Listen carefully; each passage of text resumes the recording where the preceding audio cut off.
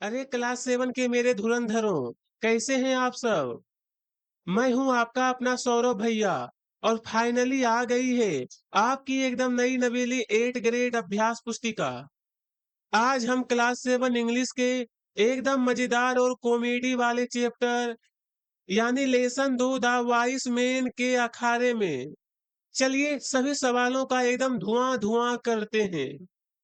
प्रश्न 1, who work for the Nawab of Bhopal. दोस्तों, जरा इस पहले सवाल को देखो। पूछ रहा है कि भोपाल के नवाब के लिए कौन काम करता था। वो कौन सा आदमी था जो नवाब के घोड़ों को ट्रेन करता था। सही जवाब है ऑप्शन बी, भोला।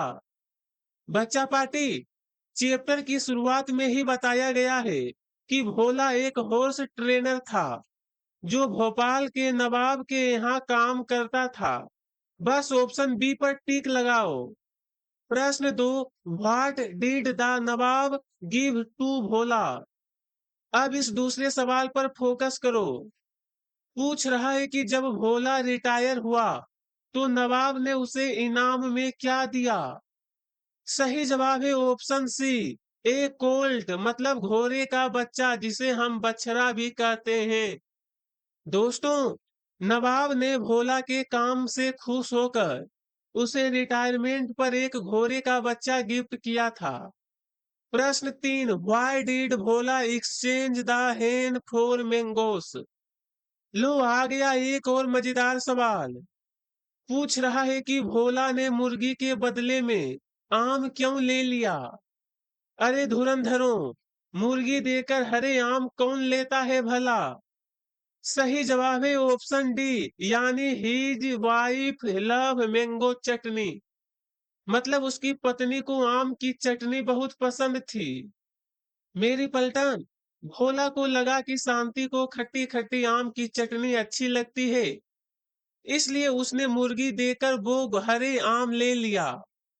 बस ऑप्शन डी पर टिक लगाओ। प्रश्न 4, the boy dash is wearing A red shirt is my brother. अब जरा इस ग्रामर वाले सवाल पर दिमाग लगाओ। यहाँ खाली जगह भरनी है। वाक्य है वो लड़का, फिर खाली जगह जिसने लाल शर्ट पहनी है मेरा भाई है। सही जवाब है ऑप्शन बी, हु मतलब जो। मेरे शेरों, इंग्लिश ग्रामर का रूल है कि जब हम किसी इंसान के बारे में बात करते हैं और दो वाक्यों को जोड़ते हैं तो वहां हु लगता है। The boy who is wearing A red shirt मतलब वो लड़का जो लाल शर्ट पहने है। बस ऑप्शन बी लॉक कर दो। प्रश्न 5, the opposite gender of horse is dash. पूछ रहा है कि हॉर्स मतलब घोड़े का अपोजिट जेंडर यानी स्त्रीलिंग क्या होगा। सही जवाब है ऑप्शन बी, मेर मतलब घोड़ी। बच्चा पार्टी, हॉर्स का मतलब घोड़ा और मेयर का मतलब घोड़ी। बाकी ऑप्शन में काव मतलब गाय है, ईव मतलब भेड़, इसलिए वो गलत है। बस ऑप्शन बी पर टिक मारो। प्रश्न 6, A group of cattle is called dash. दोस्तों, जरा इस पहले फिल्म इन द ब्लैंक्स को देखो। पूछ रहा है कि मवेशियां मतलब गाय भैंसों के झुंड को इंग्लिश में क्या कहते हैं। जब बहुत सारे पशु एक साथ हो तो उस ग्रुप का क्या नाम होता है। सही जवाब है हर्ड मतलब झुंड। मेरी पलटन, जब बहुत सारे पशु एक साथ चलते हैं तो उनके ग्रुप को इंग्लिश में हर्ड कहा जाता है। बस खाली जगह में हर्ड लिख दो और एक नंबर पक्का करो। प्रश्न 7, शांति हस्बैंड इज डैश। अब इस सवाल पर फोकस करो। पूछ रहा है कि शांति के पति का नाम क्या है। अरे दोस्तों, ये तो सबसे आसान सवाल है। वही इंसान जिसने घोड़े को गधे से बदल लिया था। सही जवाब है भोला। बच्चा पार्टी, शांति का पति अपना चैप्टर का हीरो यानी भोला ही तो है। बस खाली जगह में भोला सेट कर दो। स्पेलिंग एकदम ध्यान से लिखना। प्रश्न 8, we days to respect our elders. लो आ गया ग्रामर का एकदम रसगुल्ला सवाल। यहाँ हमें सही मॉडल वर्ब भरना है। वाक्य कह रहा है कि हमें अपने बड़ों की इज्जत करनी और आगे टू लगा है। सही जवाब है ओट मतलब चाहिए। धुरंधरों, जब हम कोई नैतिक जिम्मेदारी मतलब मोरल ड्यूटी की बात करते हैं और आगे टू लगा हो तो वहां हमेशा ओट का इस्तेमाल होता है। Be out to respect our elders. प्रश्न 9, रवि बाज वेटिंग डेज हिज फ्रेंड। अब जरा इस प्रीपोजिशन वाले सवाल पर दिमाग लगाओ। रवि अपने दोस्त का इंतजार कर रहा था। यहाँ खाली जगह में क्या आएगा? सही जवाब है फोर मतलब के लिए। मेरी पलटन, इंग्लिश ग्रामर में जब हम किसी का इंतजार करते हैं तो वेट के साथ हमेशा फोर लगाया जाता है। Ravi was waiting for his friend. बस खाली जगह में फोर भर दो। प्रश्न 10, past from of the word call is डेस। इस प्रश्न में कह रहा है कि कोल मतलब बुलाने का पास्ट फॉर्म यानी भूतकाल वाला रूप क्या होगा? अगर किसी ने पहले बुलाया था तो उसे इंग्लिश में क्या कहेंगे? सही जवाब है कॉल्ड मतलब बुलाया। मेरे शेरों, कोल की पास्ट फॉर्म बनाने के लिए बस उनके आखिरी में ईडी लगा देना है और वह कोल्ड बन जाएगा। प्रश्न 11, where did the horse trainer live. दोस्तों, जरा इस सवाल को देखो। पूछ रहा है कि हॉर्स ट्रेनर मतलब वो घोड़ों का ट्रेनिंग देने वाला भोला कहाँ रहता था? शहर का नाम बताना है। Answer, the horse trainer live in Bhopal. छाप लो मेरे शेरों अपनी अभ्यास पुस्तिका में। सही जवाब है कि हॉर्स ट्रेनर भोपाल में रहता था मतलब लिव्ड इन भोपाल। मेरी पलटन, जब वो नवाब साहब भी भोपाल के ही थे तो भोला भी वही रहेगा ना। एकदम क्रिस्टल क्लियर आंसर। प्रश्न 12, who said yes it it's like an elephant. अब इस सवाल पर फोकस करो। पूछ रहा है कि ये डायलॉग किसने बोला था? हाँ, ये हाथी की तरह खाता है। घोड़े की खुराक देखकर घर में कौन परेशान हो गया था? Answer, Shanti. Bhola wife said this. सही जवाब है शांति यानी भोला की पत्नी। बच्चा पार्टी, जब भोला ने अपनी पत्नी से कहा कि घोड़ा बहुत ज्यादा चारा खा रहा है तो शांति ने एकदम ताना मारते हुए कहा था कि हाँ ये तो बिल्कुल हाथी की तरह खाता है। बस हु की जगह शांति लगा दो। प्रश्न 13, write the opposite gender women horse. लो आ गया ग्रामर का एक और हलवा सवाल। यहाँ हमें वोमेन मतलब औरत और हॉर्स मतलब घोड़े का अपोजिट जेंडर यानी लिंग बदलकर लिखना है। सही जवाब है वोमेन का बनेगा मेन मतलब आदमी और हॉर्स का बनेगा मेयर मतलब घोड़ी। दोस्तों, हॉर्स वाला तो हमने ऑब्जेक्टिव क्वेश्चन में भी सोल्व किया था। बस ऐसे ही आमने सामने अपनी अभ्यास पुस्तिका में लिख लो। प्रश्न 14, right the verb from of the flowing words. अब जरा इस वोकेबलरी वाले सवाल पर दिमाग लगाओ। यहाँ हमें डिसीजन और प्लीजर इन दोनों शब्दों का वर्ब फ्रॉम यानी क्रिया वाला रूप लिखना है मतलब काम के होने का एहसास कराने वाला वर्ड। धुरंधरों, डिसीजन मतलब फैसला का एक नाउन है। इसका वर्ब बनेगा डिसाइड मतलब फैसला करना और प्लीजर मतलब खुशी का वर्ब बनेगा प्लीज मतलब खुश करना। स्पेलिंग एकदम ध्यान से लिखना। DECIDE और PLEAAC।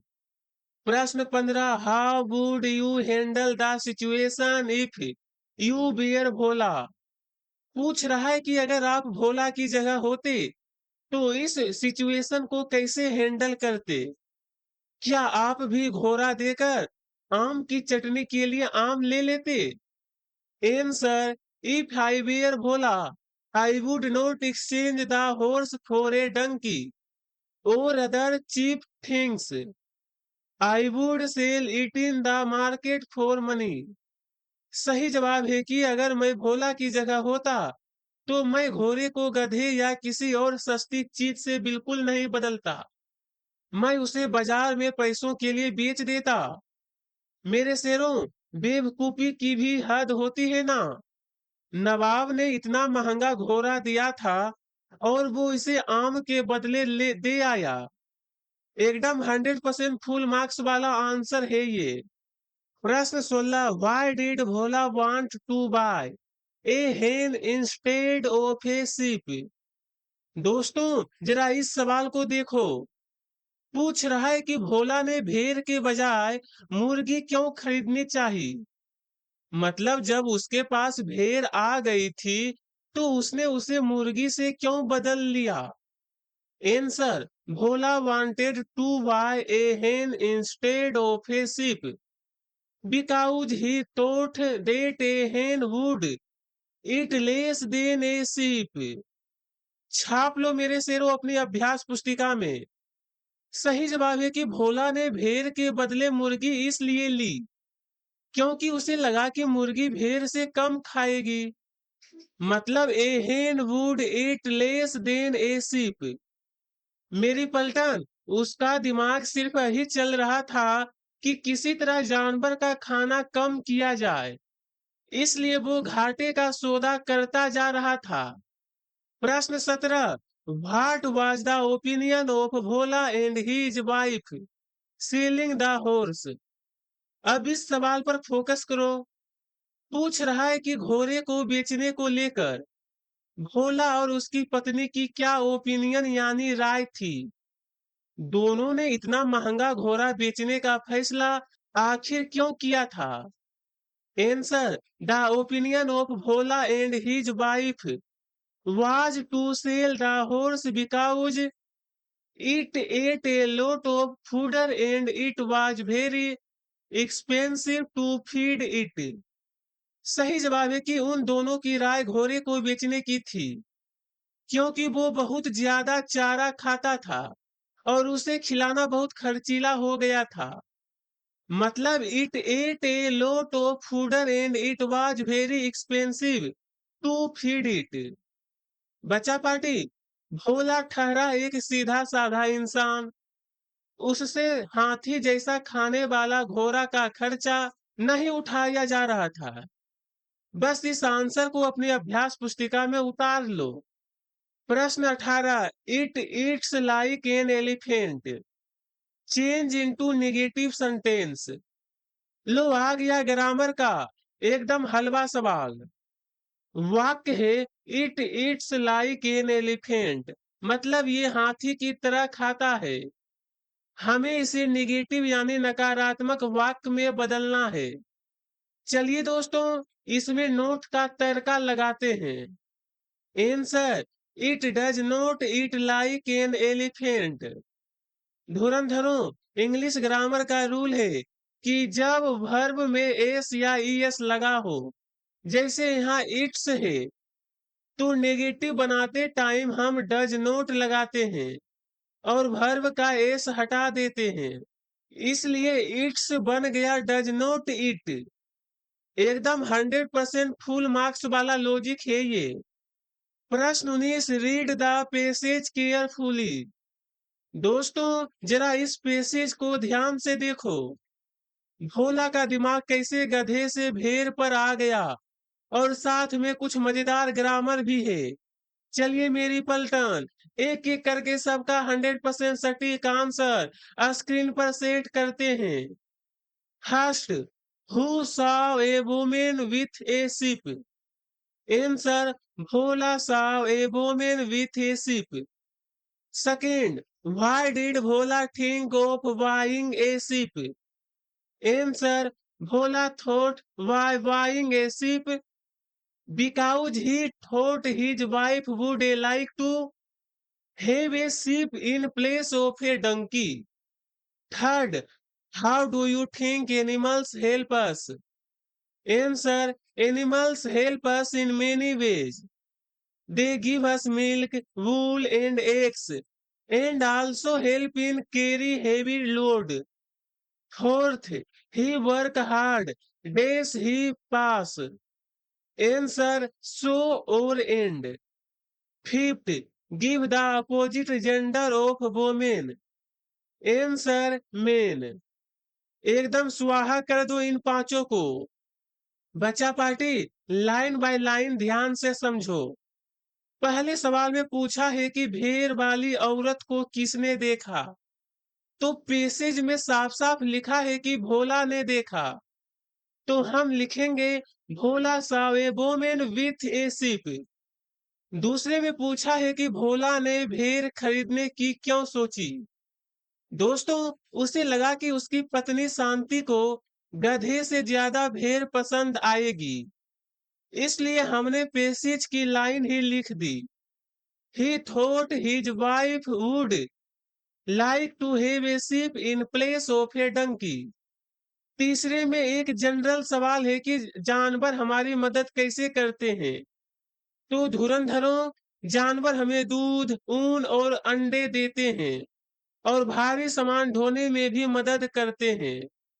एकदम सिंपल और परफेक्ट आंसर। चौथे में ग्रामर है। उसने कड़ी मेहनत की, खाली जगह, वो पास हो गया। तो यहाँ हम लगाएंगे सो यानी इसलिए। उसने कड़ी मेहनत की इसलिए वो पास हो गया। आप चाहे तो एंड भी लगा सकते हैं। और आखिरी में वोमेन का ऑपोजिट जेंडर यानी पुल्लिंग पूछा है, तो वो तो सबको पता है मेरे शेरों, मेन। प्रश्न 20, right a paragraph with the help of the clues. मेरी पलटन, जरा इस सवाल को देखो। बीच में लिखा है गुड हेल्थ और उसके चारों तरफ तीर लगाकर हिट्स दिए गए हैं, जैसे no smoking, exercise, healthy diet. हमें बस इन सारे शब्दों को फेविकोल से चिपका कर एकदम शानदार पैराग्राफ तैयार करना है। Answer, good health is very important for a happy life. We can achieve it by taking a healthy diet, doing regular exercise and getting proper sleep. We should also maintain good hygiene, play sports and enjoy outdoor life to relax. For good health, one should completely avoid smoking and drug. Prevention is always better than cure। एकदम स्वाहा कर दो इस paragraph को। मेरे शेरों, ध्यान से समझो हमने सारे क्लूज कैसे यूज किए। सबसे पहले हमने लिखा है कि अच्छी सेहत एक खुशहाल जिंदगी के लिए बहुत जरूरी है। फिर हमने बताया कि हमें इसे हेल्दी डाइट, रोजाना कसरत और अच्छी नींद से पा सकते हैं। आगे हमने लिखा है कि हमें अच्छी साफ सफाई रखनी चाहिए और रिलैक्स करने के लिए स्पोर्ट्स खेलने चाहिए। और सबसे जरूरी बात, अच्छी सेहत के लिए हमें स्मोकिंग और ड्रग्स से बिल्कुल दूर रहना चाहिए, क्योंकि बचाव ही इलाज है। बच्चा पार्टी, ये एकदम 100% फुल मार्क्स दिलाने वाला पैराग्राफ है। आप बस ये वाला एकदम चकाचक पैराग्राफ अपनी अभ्यास पुस्तिका में उतार लो। एग्जामिनर एक नंबर भी नहीं काट पाएगा। और लो मेरे बच्चा पार्टी, इसी शानदार पैराग्राफ के साथ अपना ये सवाल भी हो गया एकदम स्वाहा। अगर आज के इस पूरे चैप्टर के एक एक सवाल का लॉजिक आपके दिमाग में छप गया हो और आपको फुल मजा आया हो, तो वीडियो को दिल खोलकर लाइक करो, अपने सारे दोस्तों के ग्रुप में शेयर करो और अपने सौरभ भैया के इस चैनल को सब्सक्राइब करना बिल्कुल मत भूलना। मिलते हैं अगले चैप्टर में फुल पावर के साथ। जय हिंद।